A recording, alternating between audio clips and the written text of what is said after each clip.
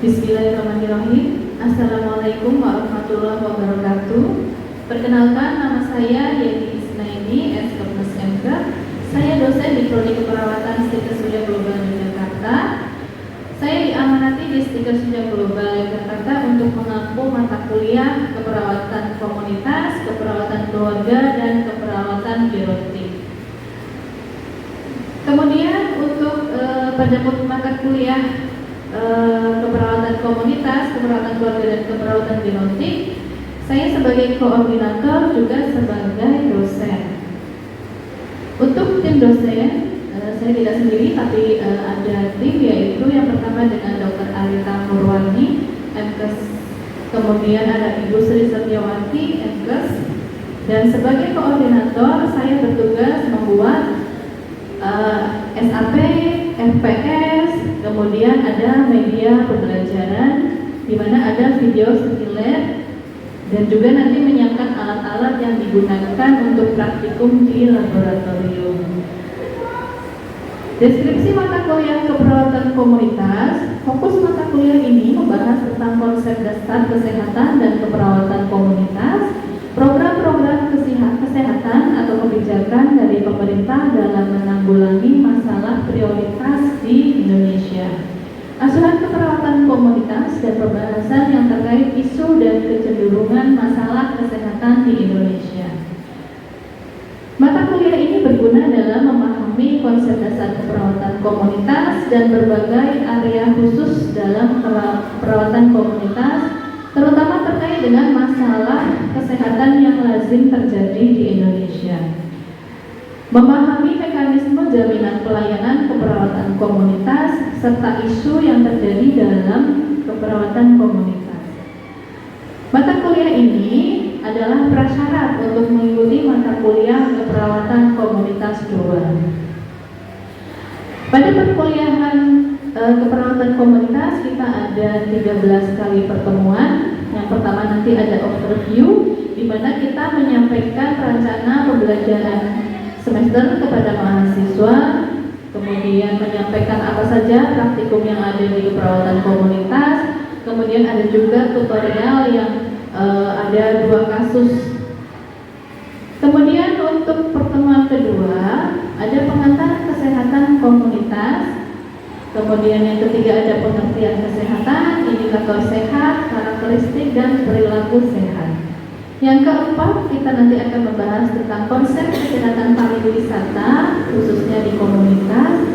Kemudian yang kelima nanti ada materi komunitas sebagai klien yang berisi tentang definisi keperawatan komunitas, sejarah perkembangan keperawatan komunitas, dan prinsip keperawatan komunitas. Yang keenam nanti ada asuhan keperawatan di rumah yang isinya tentang konsep perawatan di rumah dan program-program perawatan di rumah. Untuk pertemuan ke-7 nanti ada asuhan keperawatan komunitas. Kemudian yang ke-8 nanti ada program kesehatan dalam menanggulangi masalah kesehatan utama di Indonesia. Untuk pertemuan atau materi ke-9 nanti ada terapi komplementer dalam keperawatan komunitas. Kemudian yang ke-10 ada tren dan isu dalam keperawatan komunitas. Yang ke-11 nanti ada asuhan keperawatan terapi komplementer dalam keperawatan komunitas. Yang ke-12 nanti ada memberikan asuhan keperawatan di lingkungan tempat kerja. Yang ke-13 nanti ada dasar epidemiologi dan kependudukan. Kemudian di pertemuan terakhir ada stadium general dengan materi primary healthcare. Media pembelajaran yang digunakan nanti ada LCD, kemudian ada video, juga ada alat dan bahan untuk penunjang praktikum. Pada praktikum keperawatan komunitas kita ada 8 kali praktikum. Yang pertama nanti ada survei mawas diri, kemudian yang kedua ada MMD 1, kemudian yang ketiga ada pengkajian komunitas, yang keempat ada MMD 2 dan skala prioritas diagnosa, yang kelima ada rencana keperawatan dan POA, yang keenam ada media prokes, yang ketujuh ada prokes terkait terapi komplementer, dan yang terakhir ada MMD 3. Untuk evaluasi penilaian, yang pertama ujian blok di akhir pembelajaran. Kemudian ada ujian skillet, ya. Kemudian ada juga penugasan, ya, nilai penugasan, dan ada nilai sikap. Untuk range penilaian, angka lebih dari 85 itu akan mendapatkan nilai A, 75 sampai 84,9 akan mendapat nilai AB, 70 sampai 74,9 akan mendapat nilai B, 60 sampai 69,9 akan mendapat nilai BC, 50 sampai 59,9 nilainya C, 40 sampai 49,9 nilainya D, dan kurang dari 39,9 akan mendapat nilai E. Demikian untuk rencana pembelajaran semester yang sudah saya sampaikan. Selanjutnya ada video simulasi pembelajaran yang akan kita lihat berikut ini. Bismillahirrahmanirrahim. Assalamualaikum warahmatullahi wabarakatuh. Waalaikumsalam warahmatullahi wabarakatuh. Ya, alhamdulillahirrahmanirrahim. Pagi hari ini kita bertemu lagi di keperawatan komunitas. Untuk hari ini kita akan membahas tentang terapi komplementer di komunitas. Bagaimana kabarnya hari ini? Alhamdulillah, luar biasa. Allahu Akbar. Ya, Masya Allah, semangatnya ya. Sudah sarapan belum? Sebelah sini sudah? Sebelah sana belum ya? Baik, untuk hari ini kurang lebih kita nanti akan bertemu di berapa waktunya kira-kira? 90 menit saja ya? Ini kita akan membahas tentang terapi komplementer. Baik, sebelum mata kuliah atau perkuliahan kita mulai, jangan lupa kita berdoa terlebih dahulu. Mari bersama-sama kita membaca Quran surat Al-Fatihah dilanjut dengan doa belajar. Ya, berdoa dipersilakan. Bismillahirrahmanirrahim. Alhamdulillahirabbil siratal mustaqim.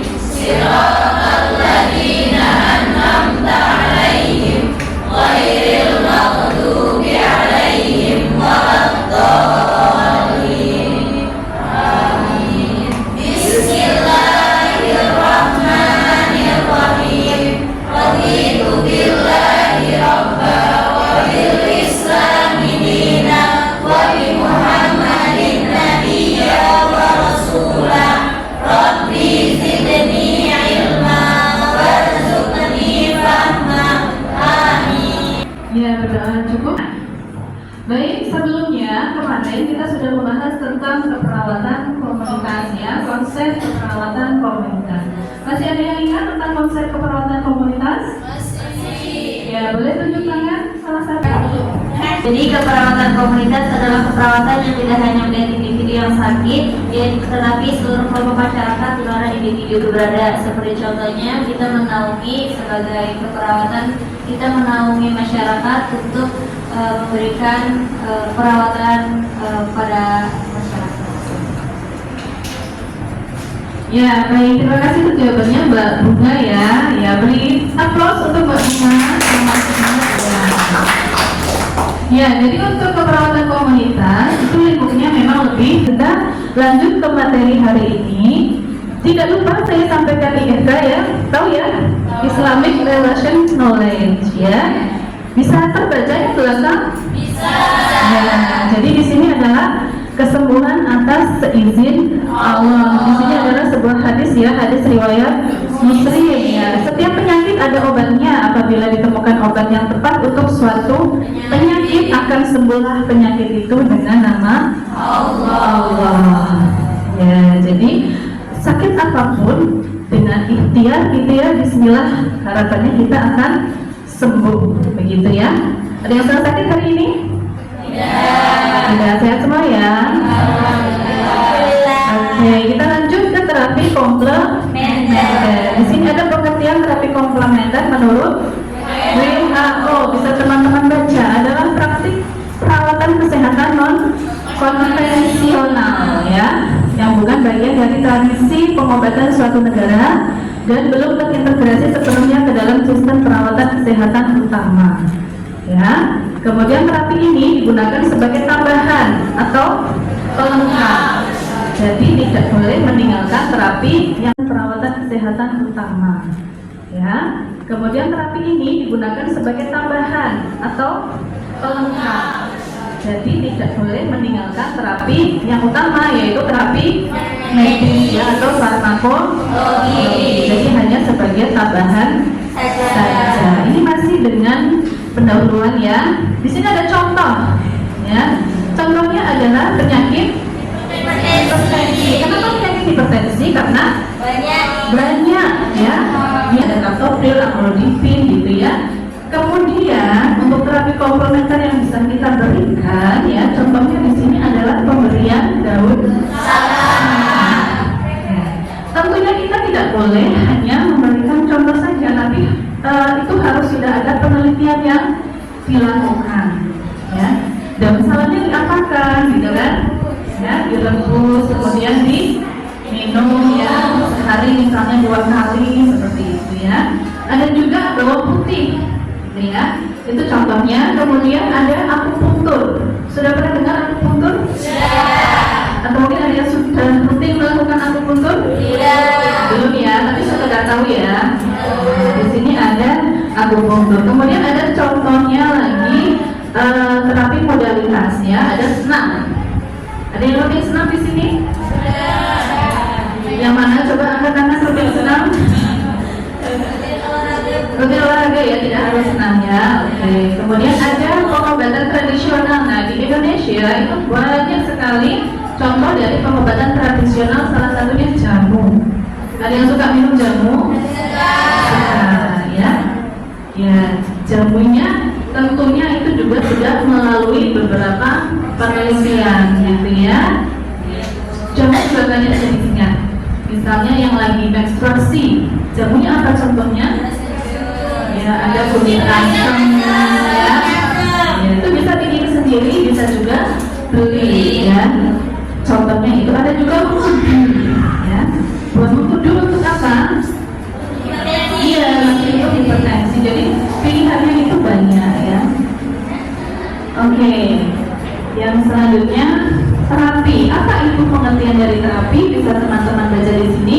Adalah usaha atau ikhtiar ya untuk memulihkan kesehatan orang yang sedang sakit gitu ya. Kemudian apa yang dapat memberikan kesenangan baik fisik maupun mental pada seseorang yang sedang sakit. Karena untuk terapi komplementer itu sendiri bukan hanya tadi yang sudah saya sebutkan, tapi ada juga terapi yang lain seperti terapi musik ya. Karena kita muslim bisa juga dengan terapi vokal gitu ya.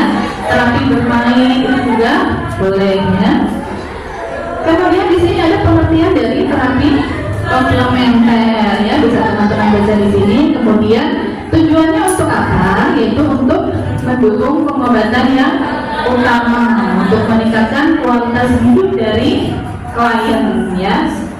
Oke, kita lanjut.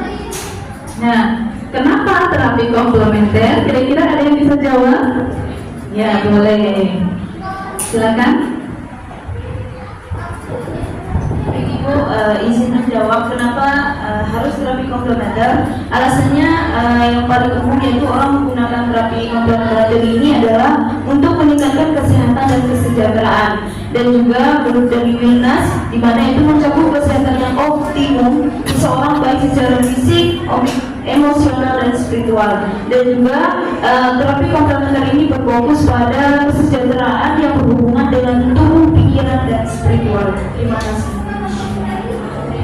Ya, Masya Allah, jawabannya komplit sekali ya. Ya, beri aplaus ya untuk para ya. Ya, betul sekali ya. Kenapa harus terapi komplementer? Karena itu tadi ya, kadang juga orang pengen segera membaik kondisinya. Jadi tidak hanya menggunakan. Nah, ini untuk jenis-jenisnya tadi juga sudah sedikit kita bahas. Ada akupuntur. Pakai apa kalau akupuntur? Sudah pernah coba? Belum. Jadi ada titik-titik yang bisa nanti kita gunakan jarum akupunktur gitu ya.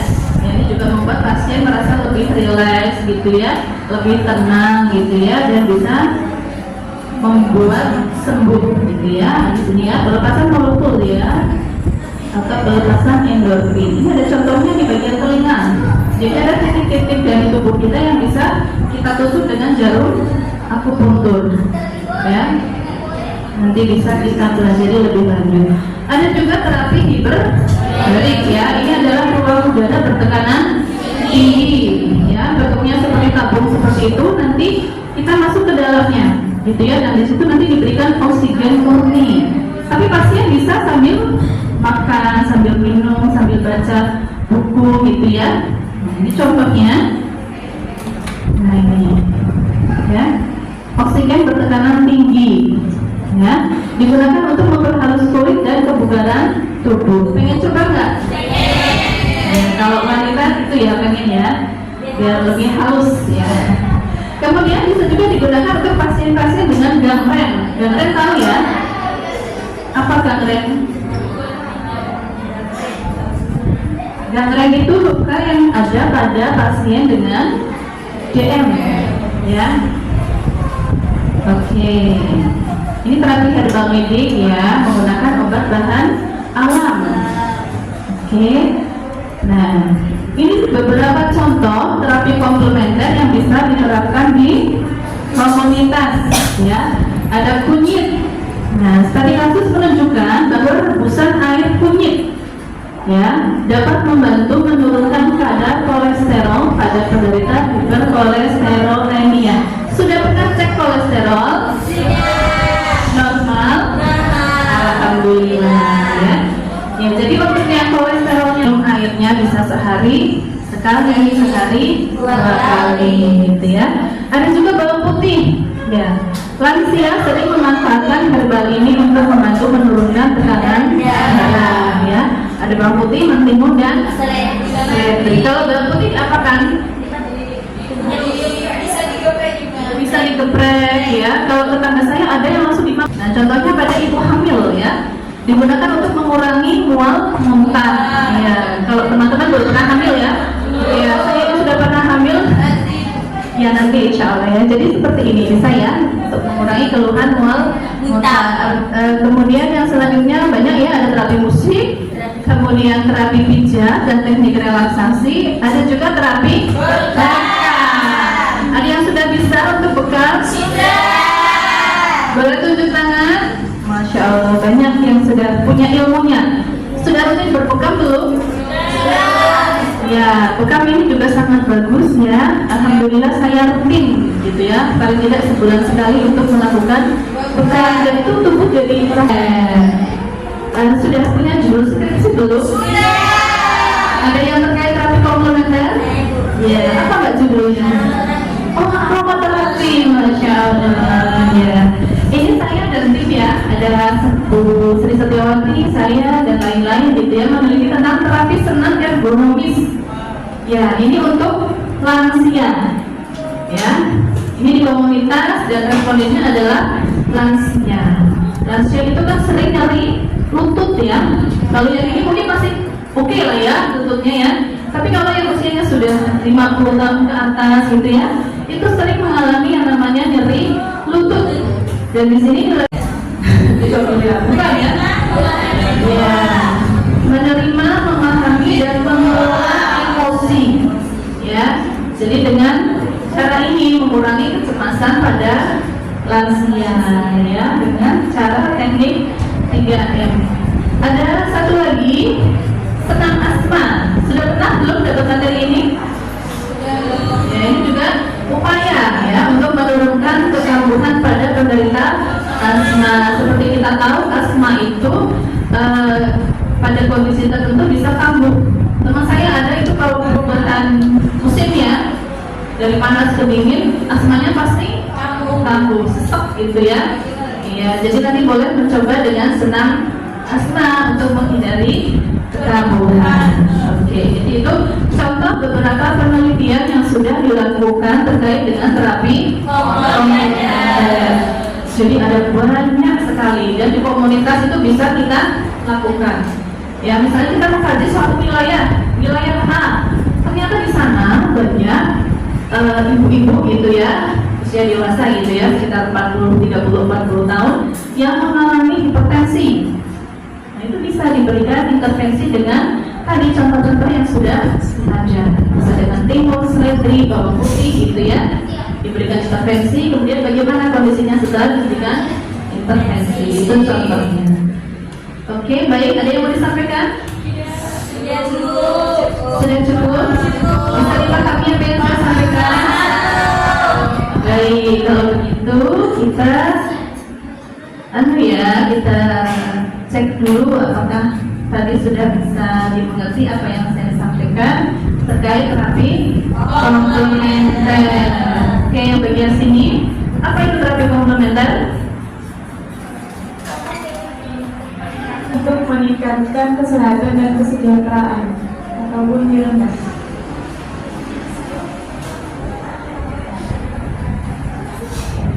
Oke ya, untuk meningkatkan apa yang sudah tadi saya sampaikan. Jenis-jenisnya apa saja terapi komplementer? Ada banyak. Ada akupuntur, ada meditasi, ada terapi bekam, lalu ada yoga dan herbal aromaterapi pijat. Oke, baik, beri tepuk tangan ya. Oke.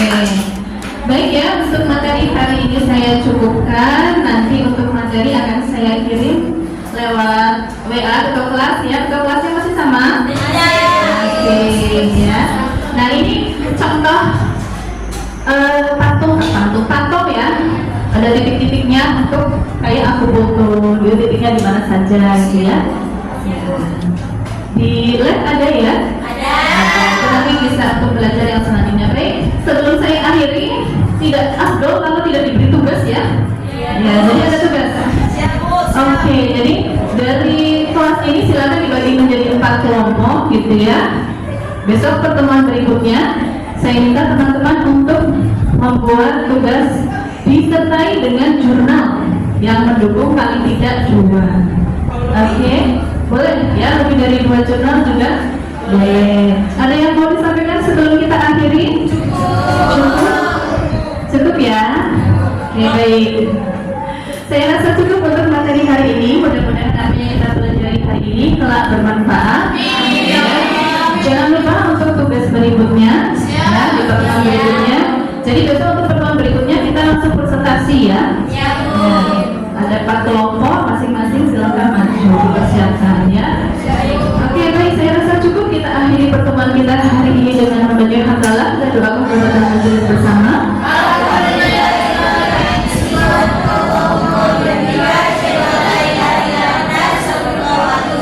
Ya, sekian dari saya. Billahi taufiq wal hidayah. Wassalamualaikum warahmatullahi wabarakatuh.